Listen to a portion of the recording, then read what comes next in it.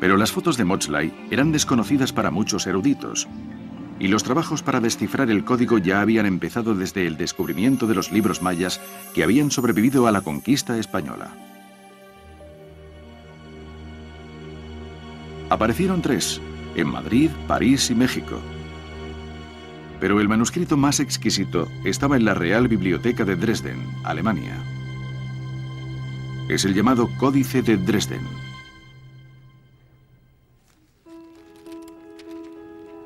Había estado olvidado hasta 1810, cuando fue publicado en París un enorme volumen sobre el continente americano en el que se incluían 5 de sus páginas. Los extraños jeroglíficos impulsaron a un excéntrico erudito, Constantin Rafinesque, a intentar descifrar el código maya. Se fijó en esas barras y en el número de puntos y dijo, nunca hay más de 4 puntos. Probablemente una barra sea el 5, el 1 será 1 punto, el 2, 2 puntos, el 3, 3 puntos, el 4, 4 puntos y el 5 una barra. Añadiéndole 1 punto será el 6, 2 puntos y una barra el 7.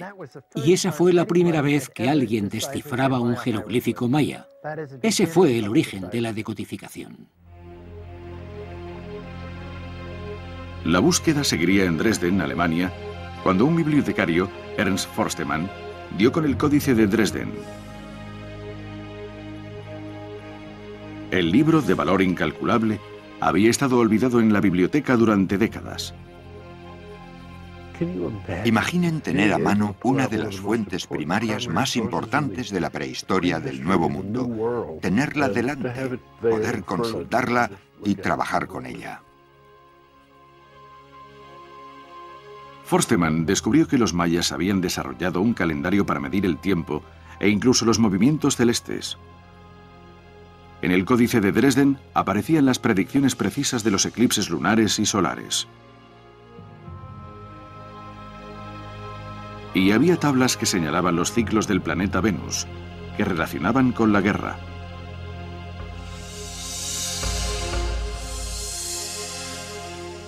Pero el mayor logro de Forstemann fue averiguar que las largas cifras del Códice de Dresden contaban hacia atrás en el tiempo, a una fecha específica, a una fecha en la que los mayas creían que se había creado el universo. 4 Ahau, 8 Kumku. Correlacionándolo con el calendario occidental, en la fecha del 13 de agosto del año 3114 a.C., los arqueólogos podían datar los monumentos esculpidos en piedra, llamados estelas.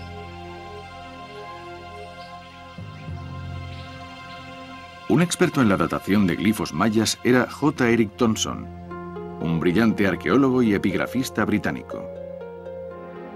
Thompson lideró los estudios de los glifos mayas desde 1930 hasta 1960. Era una figura. Nadie en aquella época tenía idea de qué era la escritura de los mayas. Thompson creó un meticuloso sistema de clasificación, lo que los eruditos llamaron números de Thompson, o números T, que designaban 800 signos mayas. Después de vivir entre los mayas de México y Belice, se convirtió en un gran admirador de su cultura. Nos dio una imagen de los mayas como gente pacífica, a diferencia de lo que creía todo el mundo, y que observaban el cielo constantemente, obsesionados por la astronomía y el tiempo.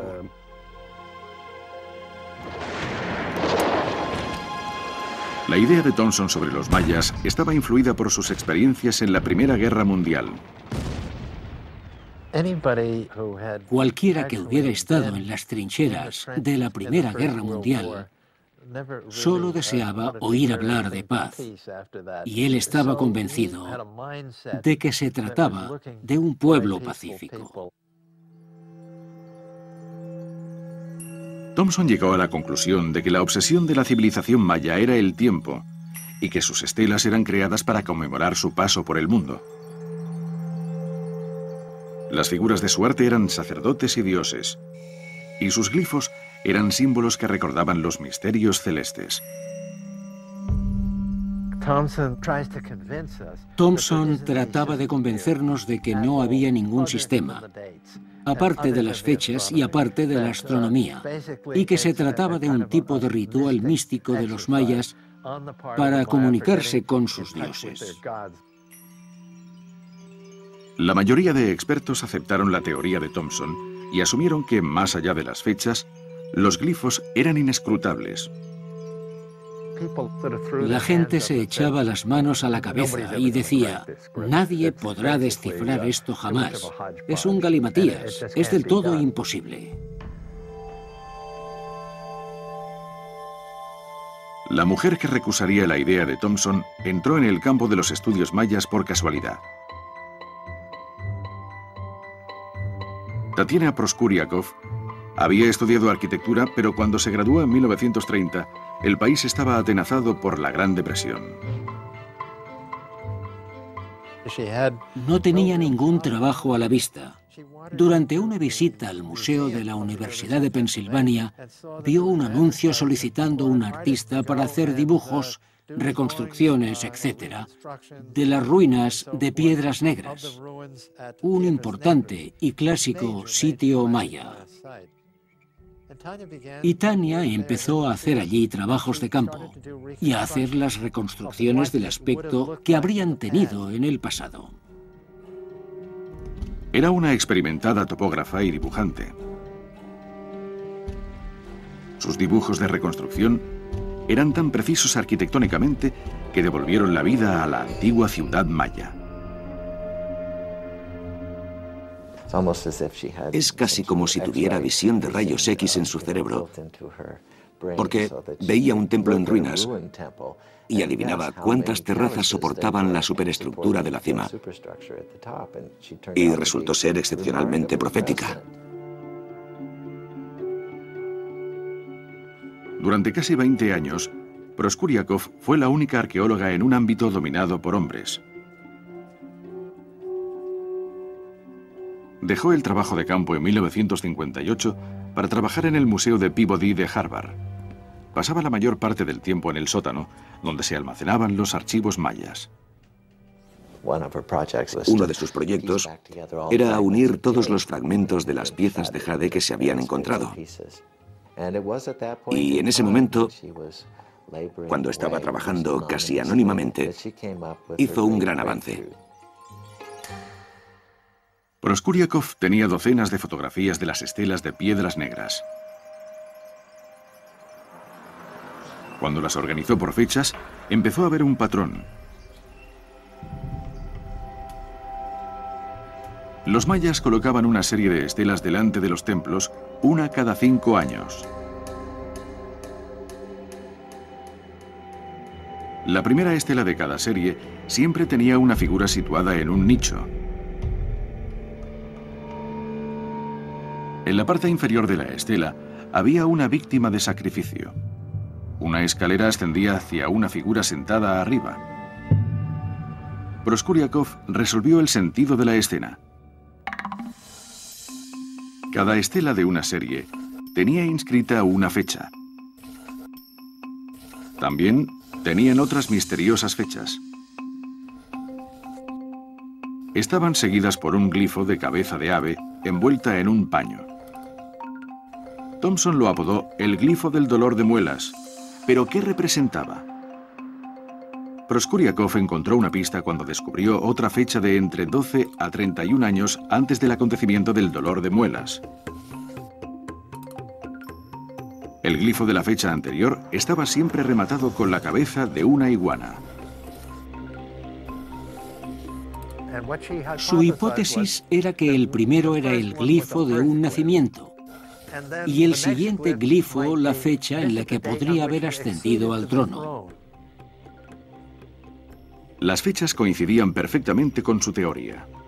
Desde el nacimiento de un rey hasta la ascensión al trono del siguiente no pasaban más de 60 años, el tiempo de vida razonable de un ser humano. Su hipótesis fue entonces que cada una de esas series era la biografía de un gobernante. Se trataba de una dinastía. Era historia por primera vez. Repentinamente, Las inteligentes deducciones de Proskuriakov transformaron las imágenes de las estelas. Los huecos eran los tronos. Las figuras no eran dioses y sacerdotes, como creía Thomson, sino reyes y reinas. Era la historia de una familia. El primer gobernante asciende al trono en 603. 5 años después, es un guerrero, con prisioneros a sus pies. 15 años después, ocupa el trono el segundo gobernante. Tiene 12 años. Su madre está a su lado. A la edad de 26 años está vestido para luchar. 10 años después, todavía es un guerrero, pero considerablemente más grueso. Reina durante 47 años. La historia de Proskuriakov seguía con el reinado de 7 reyes. Lo descifró todo, todas las fechas, con todas las secuencias de cada serie. Cuando lo vi me temblaban las rodillas. Le dije, Tania, lo has hecho. Es el descubrimiento más importante de todos los tiempos. Presentó el trabajo a Eric Thomson. Y Eric Thomson dijo, Tania, esto es del todo imposible. No hay ninguna historia en las inscripciones. Pero la mañana siguiente, cuando llegó al trabajo, Eric Thomson la felicitó y le dijo, estás totalmente en lo cierto. Lo que es asombroso en alguien que toda la vida había negado la idea de que fuera una historia. Pero así fue, y lo cambió todo. Ya sabíamos que en esos monumentos se contaba una historia.